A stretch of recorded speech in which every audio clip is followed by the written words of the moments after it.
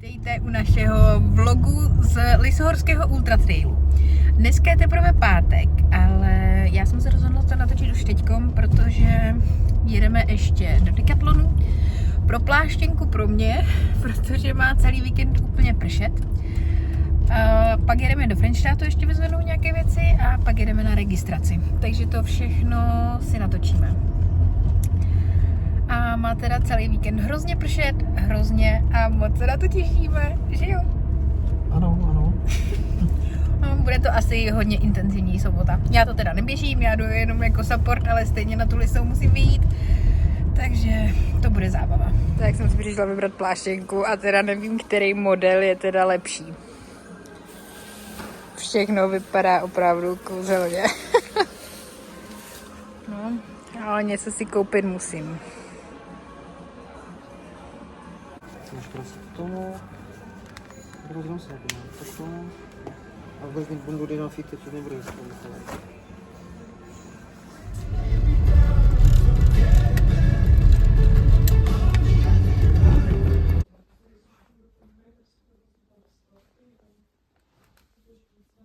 Nějaký video, jak jsi tam přidělala? Já jsem to ještě moc No, nedělal jsi se na to, já budu to zkoušet. Jsme byli teď ve Frenštátě a já jsem si ještě teda dokoupila na zítřek. Teda koupila jsem si ponožky cepy a to jsem si koupila, protože potřebuju další. A pak jsem na zítřek dokoupila ještě tady tenhle nepromokavý vak, aby nám nezmoklo jídlo v batohu. Takže tohle je potřebná věc pro support. Tak teď jsme přijeli na registraci, nebo prezentaci, nebo jak se to říká. Už jsem dlouho nebyla na žádném závodě, tak už jsem to zapomněla. Jsme tady, je tady zima a fouká, ale myslím si, že oproti zítřejšímu počasí to je vlastně procházka růžovou zahradou.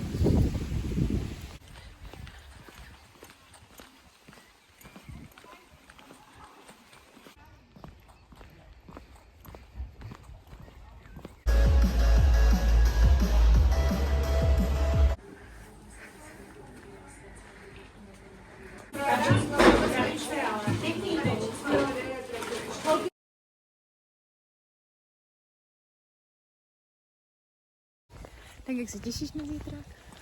Velmi se těším, velmi. Hlavně na to krásné počasí, že? Na to jak zmokrem a zmrznem.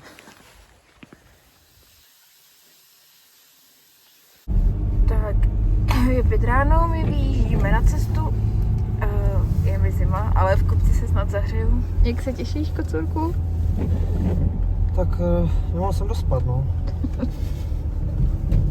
Tak chtěli jsme to, ne, ten déšť. Dlouho nebyl. No, jako venku prší, ale není to tak hrozné, protože ta předpověď měla být horší, měl to být fakt liák, zatím to vypadá jako na normální déšť. A uvidíme, no, jestli to v horách nebude horší.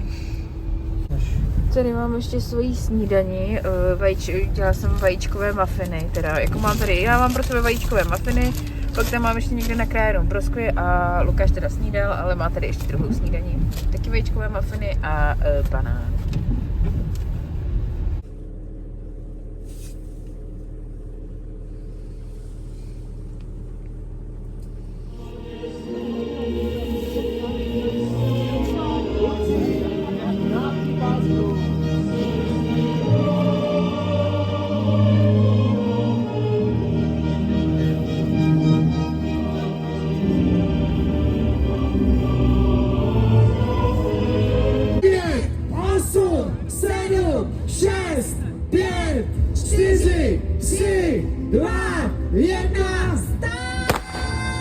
Dámy a pánové, ustartováno! Jste nejlepší, už teď máte náš obdiv, pojďme!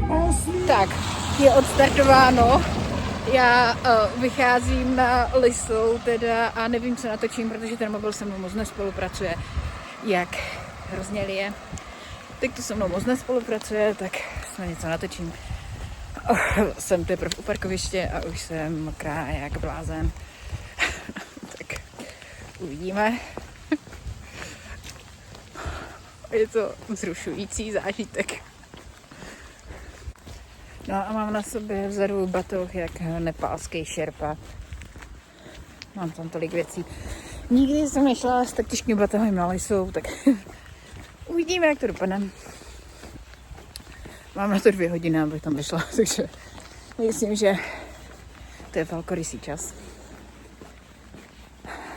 A jsem tady sama, myslela jsem, že nahoru půjde víc lidí, teda až odstartuju. Zatím teda nikoho nevidím. Asi všechny odradil to pěkné počasíčko.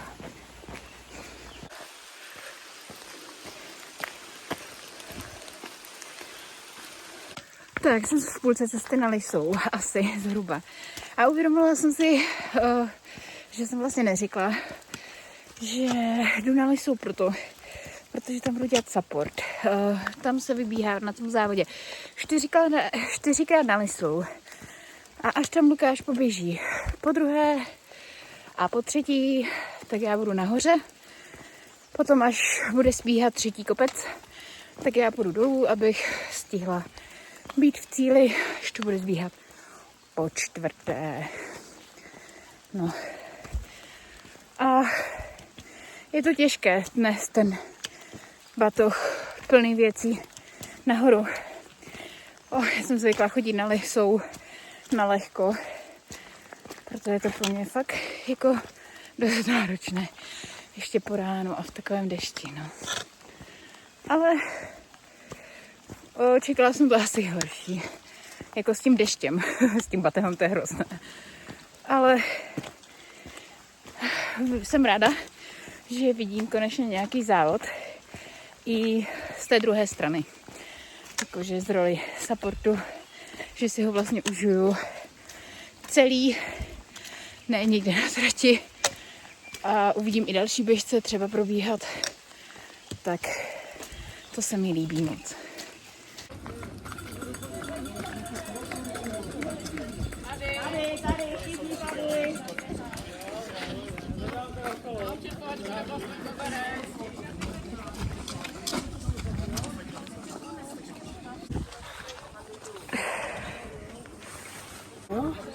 Vypil jsem si, že? Ano, ano. Tak to.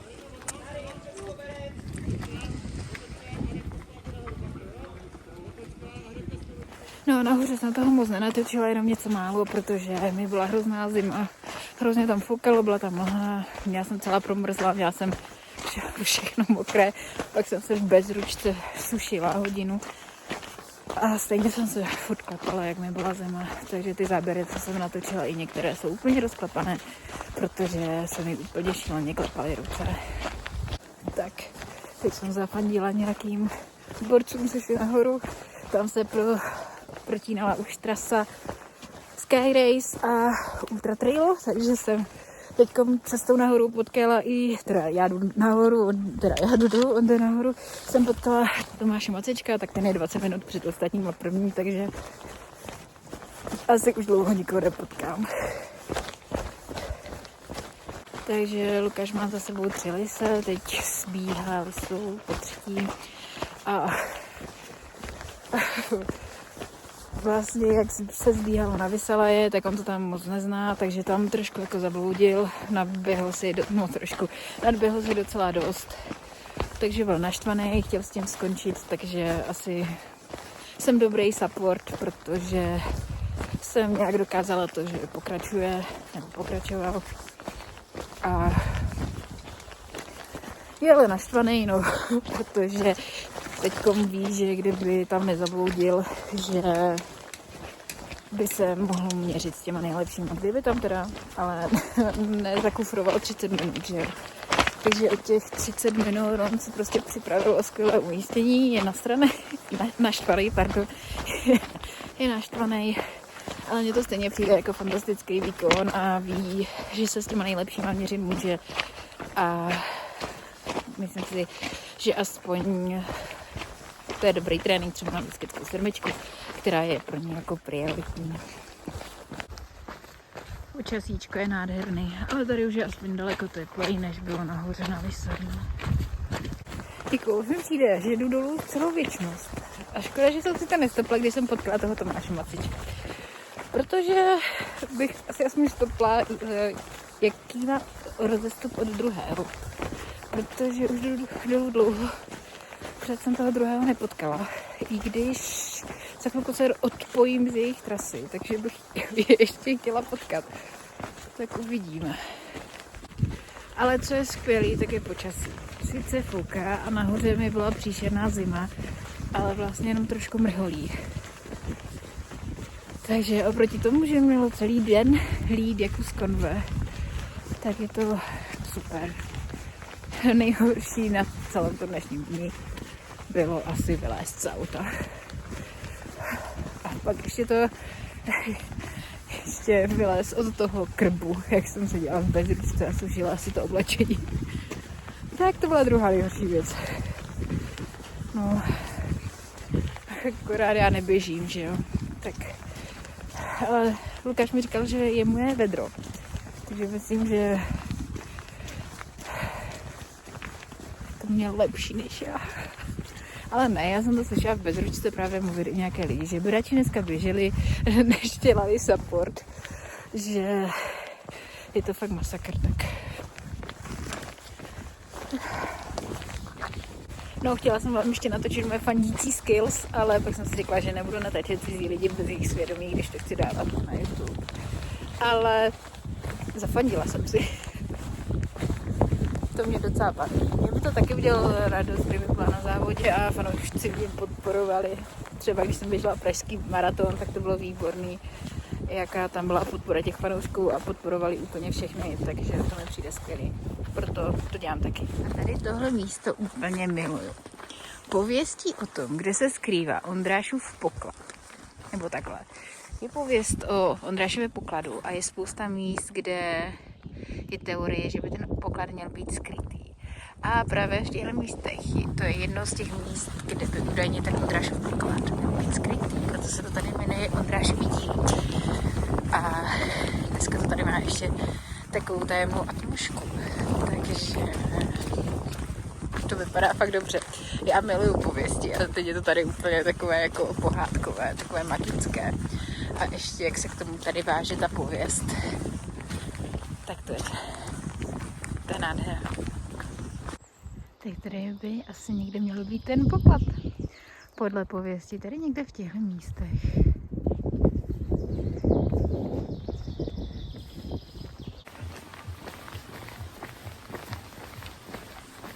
A Terku už vidíme.